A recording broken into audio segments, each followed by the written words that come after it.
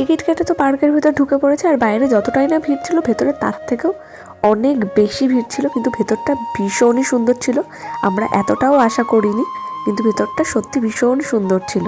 তো ভেতরে তো একটু ঘোরাঘুরি করে দেখতে পাই পাশে একটা ছোট্ট একটা লেক মতো রয়েছে, সেখানে সবাই বোটিং করছে। বাবা তো বারবার আমাকে বলছিল যে চল আমরাও উঠি, কিন্তু আমার বাবা ভীষণ ভয় লাগে যে যদি টুক করে জলে পড়ে যাই তখন আমার কি হবে। আমার কিন্তু জলে ভীষণই ভয় লাগে। তো ভেতরে একটু ফটো ভিডিও তুলে নিচ্ছিলাম, যেটা আমাকে বাবাই তুলে দিচ্ছিল, আমার পার্সোনাল ফটোগ্রাফার আমার পরে আমার বাবাই হচ্ছে একদম পার্সোনাল ফটোগ্রাফার, যে আমার ফটো ভিডিও খুবই সুন্দরভাবে তুলে দেয়। আর ভেতরটা ভীষণই সুন্দর ছিল।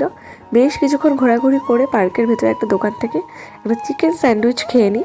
তারপর বসে বসে একটু আইসক্রিম খাচ্ছিলাম আর আমরা গল্প করছিলাম। তারপর সন্ধ্যের দিকে সেখান থেকে বেরিয়ে আসি। সন্ধ্যেবেলায় তো ভেতরটা আরও বেশি সুন্দর লাগছিল। এরপর আমাদের চাঁদপাড়ায় 13 পার্বণে এসে রাতের ডিনারটা করি। ডিনারে ছিল চিকেন বিরিয়ানি।